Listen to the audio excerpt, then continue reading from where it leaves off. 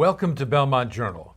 This is a special edition, and we're focusing on possible uses of the former incinerator site here in the town of Belmont. And today we're going to be talking about solar energy and energy storage. And to talk about solar energy, we have a special guest, Pat Fennessey, who's the Director of Asset Management at Kearsarge Energy. Great to be here, thanks. Thanks for coming. I understand that Kearsarge works with the town of Concord on a solar farm, or there's a solar farm that you've installed in Concord. Is that correct? That's correct. So one site in 2014 and then another in 2016. Okay.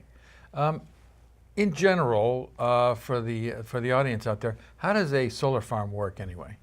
Well, we basically, to build solar, you need a reasonably flat surface. We can build on curved surfaces. So typically, if we're building for a landfill, we'd probably be, for the most part, right on top of the landfill. Okay. So once you've kind of designed the site and decided how big it has to be and formed the financial partnerships to actually put the financing together for the site, you'd then contract for the construction. Okay. The construction typically consists of putting down what's called racking. Mm-hmm. Racking actually supports those solar panels. Okay. You would then place the panels, and then they would wire the panels together to other pieces of equipment like inverters, transformers, and some of that. When that's all done, you connect it all up to the public utility typically. Okay. So that the energy can get pumped out to the energy grid. Basically delivering electricity back to the utility, is that right? Correct. Okay. And just for my own curiosity, you can have really large solar farms, you can have really small, and is there a certain size you need to make it efficient? It really depends on what the use is. I mean, as I'm sure you're aware, you can do rooftop solar on your home, and it's terrific for a single consumer. We do mostly commercial grade and utility grade, so typically our sites are over 1 megawatt. How does solar energy perform compared to other forms of energy? Solar is really a wonderful neighbor to have. It's very non-disruptive. It's not as efficient as something like coal or gas, but again, it's completely renewable. And most people are willing to trade off that slight loss of efficiency in order to get something that's completely renewable and not disruptive. And that's seemingly, well, it is more important as time goes by to have more sustainable or renewable sources of energy, is that right? Absolutely. What's the production of electricity throughout the year? Does it go up and down? Solar? Yes, it does. I think we have a chart on that. Typically, solar production is very low when the days are short. So in the winter, starting in November, December, January, our production is really at its lowest ebb. The second thing that tends to depress production in the winter is the presence of snow. Okay. So snow is wonderful in the sense that it scours the panel and really cleans them very well, but we can't produce energy when there's snow on the panels. So the energy production over the year rises very rapidly beginning in March, and really peaks in June, July, and August. And all of this, of course, is weather dependent. If you have a run of thunderstorms, for example, in the middle of the summer, that can make a big difference in how much production you get. So if there was a lot of snow one winter, would the entity, the municipality or the power company be out to sort of clean? Can you clean the snow off of the solar collectors? Is that really not? We've had very mixed results with that. We have attempted it when we know we're going to have a great run of weather right after the snow event. For the most part, the snow melts off the panels pretty rapidly, depending on how much they're tilted and what kind of snow it is. Ice tends to be a little bit more difficult. So it's not that. It lasts sometimes a day or two, but typically it's off pretty rapidly. And what are the revenues that can be expected from a solar farm, and how does like say, the town of Concord benefit? The finances can be a little bit complicated. Okay. We work with an organization in Rhode Island that's a consortium between a university and a town. Okay. And the savings can be as high as almost $1 million a year. Wow. Again, that's highly dependent on how big the site is and what kind of arrangements for financing the site have been negotiated, but they can be quite significant for a town. Okay. And actually, Kearsarge has a number of these sorts of projects, is that right? Yes, we've got upwards of 35 and another 15 in development right now. Would that be just in Massachusetts or beyond? We have sites, we actually have a couple of sites in Hawaii, but for the most part we're focused on the Northeast. So we have some sites in New York, some sites in Rhode Island, and then many sites in Massachusetts. Would you say that this is, it may be a dumb question, but do you see more and more and more of this sort of thing happening with towns or with the government agencies, that sort of thing? Partnerships? Yeah, very, very much so. Okay. What excites us the most is the ability to take an underutilized resource like a landfill, for example, and be able to say to a town, not only will you get energy savings from the net metering credits that the site will generate, but you'll also get lease revenue. There's a possibility of getting tax revenue. So you can take a piece of property that's basically producing nothing and turn it into an asset for a municipality, which is hugely exciting.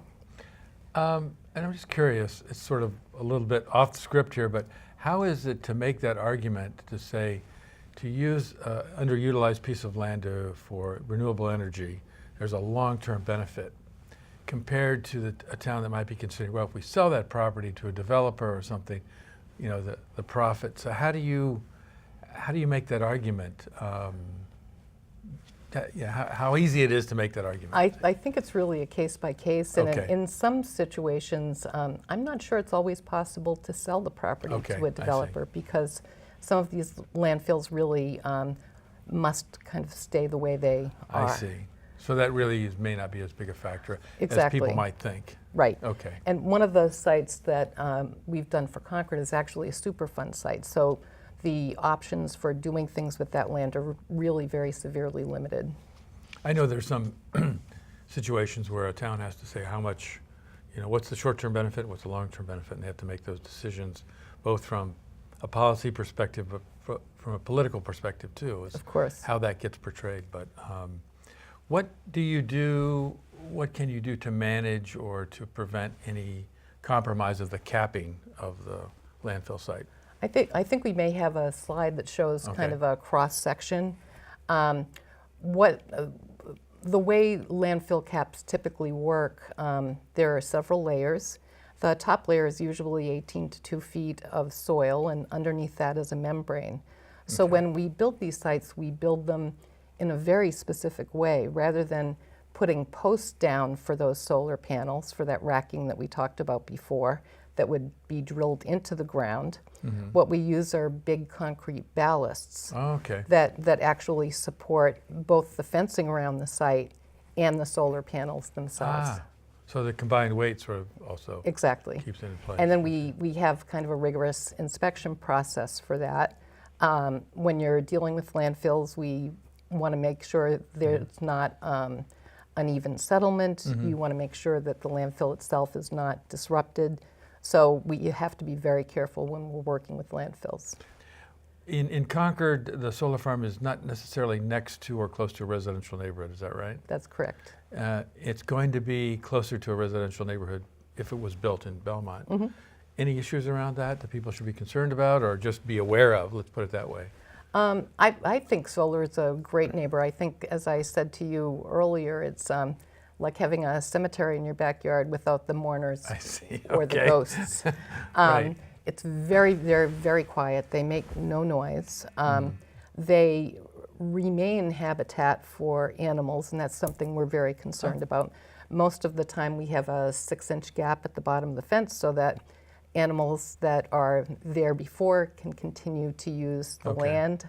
And so I think it's one of the more benign uses of land in terms of how it affects the local community. Okay, well that's good to hear. And the proposed site in Belmont, again, is also close to conservation land. Mm-hmm. Any issues around that, any adverse effect or? We work really closely with the conservation commissions typically, and they may have special requirements. So for example, sometimes we'll be asked to use a particular seed mix because the Conservation Commission wants the area planted with a particular type of plant. Okay. We are always watching for the development of invasive species and that sort of thing because that has to be controlled early on so that they don't get out of control. And then we, again, keep those communications lines open with the Conservation Commission to make sure we understand what they're seeing and what we need to do to keep the site in good shape. And in this case, are you aware of, and I realize we're very early in looking at this process, but do you have to submit plans or plans to the Conservation Commission, to the state? Yes. That all has to be approved by the state anyway? Absolutely. Okay. All right. And it has, typically we get special conditions from conservation committees and commissions. They'll tell us exactly what they want us to do. Okay. The kind of great thing about solar to me is if there are great leaps in, say, handling a landfill, well, you're not committed forever to the solar facility. Okay. Right. And we'll give you back the land in great condition. So it's not an option that really closes off other options down the line. You can actually Yeah, take it most out, of the right. time the towns require us to provide a decommissioning plan so that everyone understands how we'll actually deal with removing the site. That makes sense. And it's not difficult. It's racking, it's panels. Right. It's pretty simple. And I know that a lot of the innovation and research also in the energy storage sector, of development of batteries, and it's a lot. That's really the other end of that, Right. which we're going to be talking about later. One other question that people probably have is glare from solar panels when you're driving past it. Any issues there? We don't think so. The FAA issued an extensive report since there are many solar farms near airports. And their glare could be a major concern because you certainly wouldn't want landing aircraft to be in a situation where there was lots of glare. So the FAA has said that solar is a little bit less reflective than water and less reflective than vegetation. So for the most part, there's not a concern. Solar panels are designed to absorb light, not to reflect it. Okay. So typically not a huge issue. Great. Well, I've learned a lot about solar farms, and I hope you all and our audience have as well. It's a very helpful conversation for the residents of Belmont to know what choices they have in the former incinerator site. Thank you for being here today. Thank you. Now we're going to take a look at a video that helps explain energy storage. Stay tuned.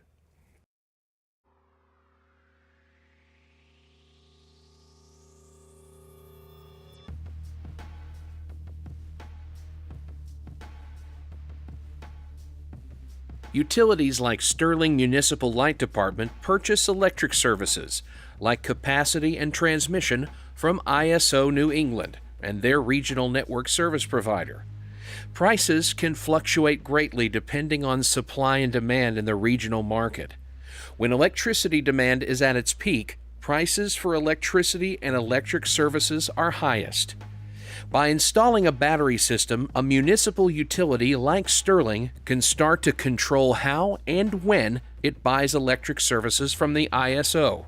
This is important because reducing purchases during times of regional peak demand will save money for the utility and its ratepayers. Stirling uses its battery system to store low-cost electricity by charging the batteries with local solar power during the day, or by purchasing cheap power from the grid during low demand times, such as during the night. Then, at times of regional peak demand, Stirling releases or discharges stored electricity from the batteries, so it doesn't have to buy as much electricity when grid power is most expensive. This reduces the cost of electricity for the ratepayers, and it also reduces Stirling's transmission and capacity payments to the grid operator. These payments are calculated based on the amount of power that Stirling purchases during peak pricing periods for each month and each year. Reducing purchases of electricity during peak pricing saves hundreds of thousands of dollars per year for Stirling's ratepayers. The Stirling battery storage system is designed to power the town's police station and dispatch center for about 2 weeks in the event of a grid outage or disaster. With the local solar array, the batteries can power the town's police station even longer by recharging the batteries with solar, meaning Stirling's first responders will be able to help people in need if a natural disaster knocks out the grid. Stirling is the first town to install a grid-scale battery system in Massachusetts, but it won't be the last. Already other municipalities are planning similar projects. Energy storage is economical, fast to install, and it works. I'm here now with Chris Roy, the General Manager of Belmont Light. Welcome, Chris. Thanks for having me. Thanks for coming. I guess we're here today to discuss what could happen on the former incinerator site relative to Belmont Light. You want to tell me a little bit about what the idea here is relative to the solar farm? Sure. So we've talked about a number of options, and so from a Belmont Light perspective, we've been focusing on the solar plus storage route that really combines the renewable energy you can get from solar with the storage capabilities of a container-sized battery platform. Okay. And certainly there's a lot more interest these days in finding renewable energy sources, is that correct? Absolutely. That's one of our big initiatives, starting with the Climate Action Plan that was implemented by a town meeting several years ago. We've been gradually transitioning Belmont Light's power supply to more renewable sources. Oh, okay. And obviously a solar array would play a big part in that. So in terms of the current state of the former incinerator site and this project, right now it is unlikely, but it's possible still, right? Sure. That a solar farm could be put there. Absolutely. So generally speaking, solar is certainly a viable option. And you've done the studies there, you figured out, okay. Exactly. So, The studies are done, the models have been completed, so we certainly know it's viable. and what you were telling me before was that in a way it doesn't really matter what happens there. A solar farm you could still use that site to do solar, is that correct? Exactly, and that's the great thing about solar too, is it's adaptable. Okay. So you could put another building there, a different use, and you could put, as you see around town, you can put solar on a roof or on the ground in some open space.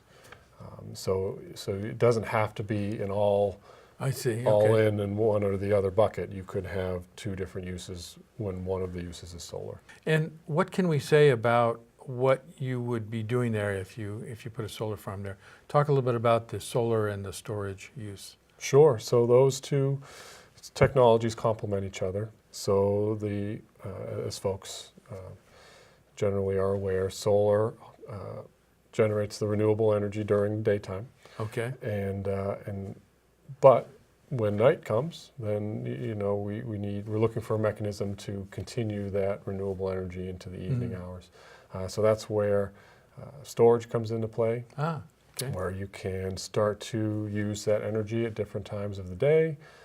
And along with that comes other more complicated mechanisms for energy, being we can shift use to help reduce our costs during peak load times when electricity is the most expensive.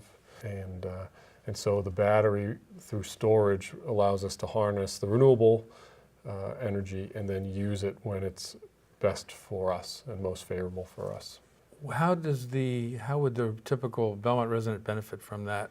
Would they see a decrease in their energy costs or an efficiency or? Those two, since it's an energy project, it's all primarily electricity bills would see the benefits. Okay.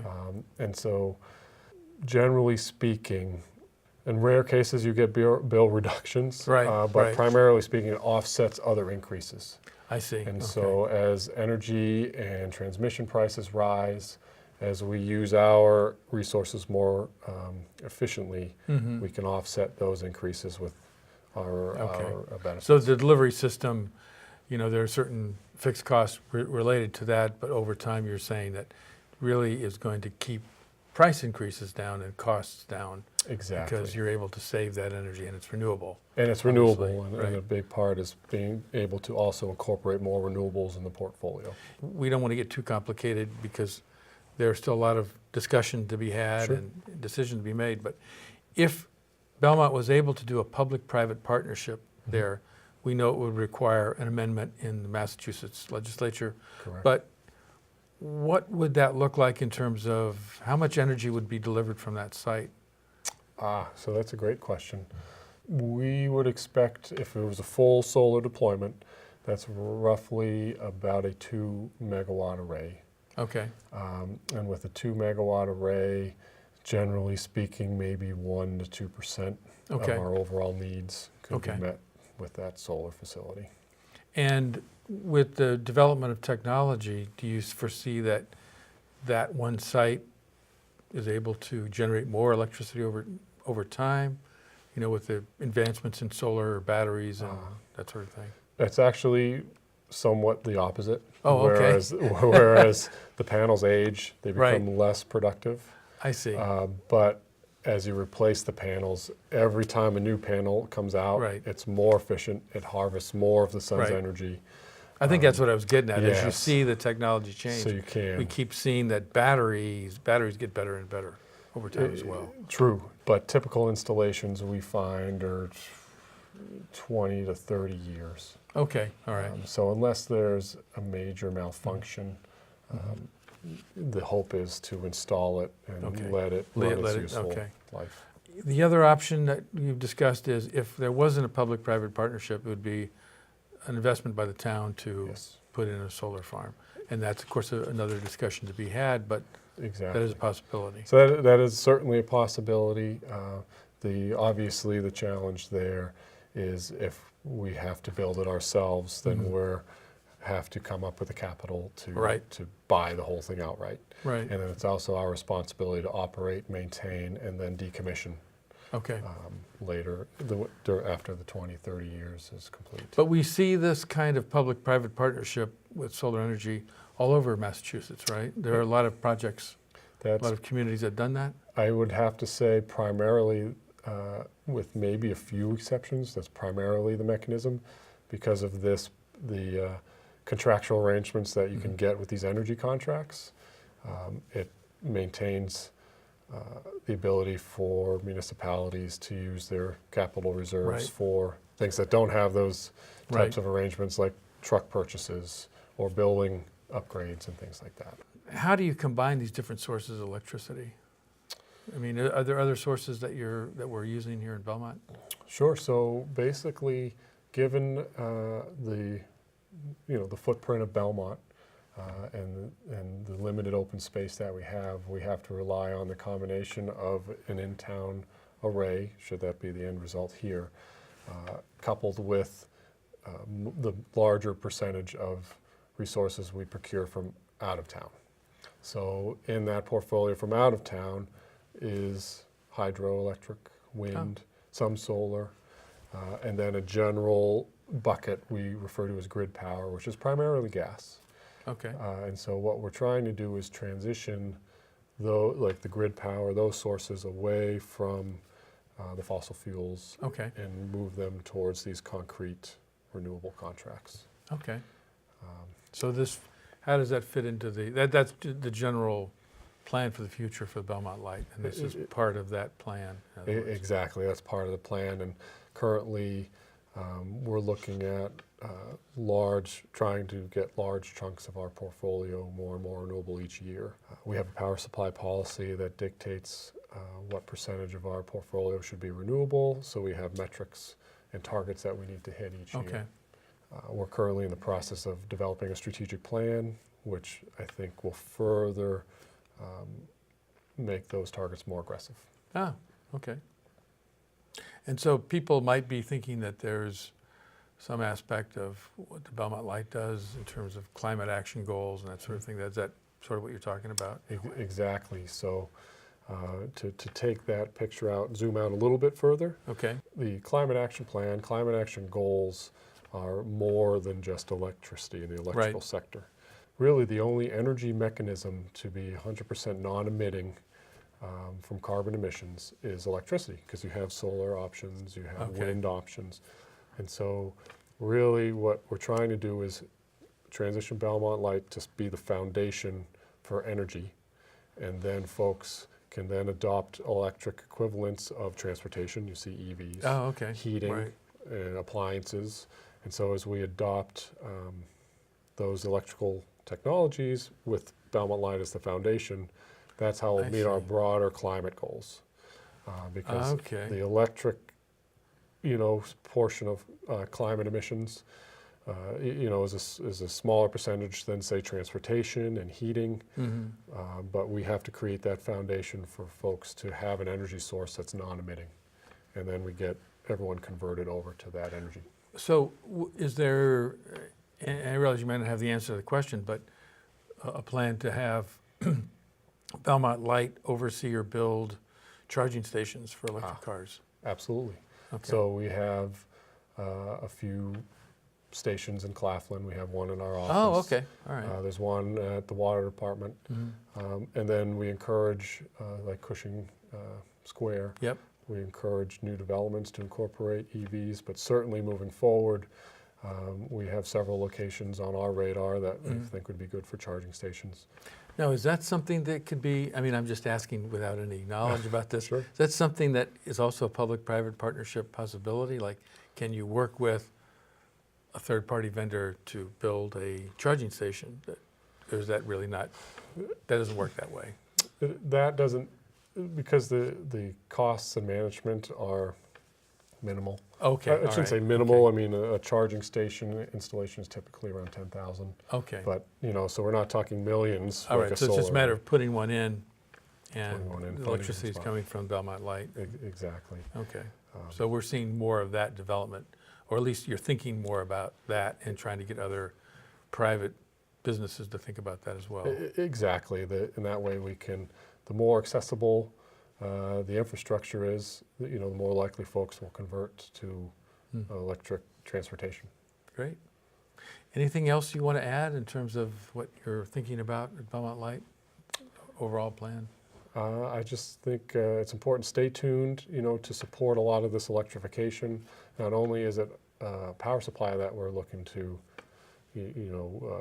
move forward, but it's also our rebate offerings. So we realize a lot of this is helping the community manage their energy, and also be able to access the technologies that are going to help us accomplish our goals. And so our ability is to act as an advisor for those resources, provide the rebates and incentives to help folks adopt these technologies, and then have our general power supply strategy serve as the base layer. Okay, great. Well, we'll stay tuned, and we hope you'll come back when we get a little bit further down the road on what happens to the former incinerator site, and bring some benefit to Belmont residents. Absolutely. Thank you. Thank you. Thank you for joining us today on this special edition of Belmont Journal, and we'll see you again next time.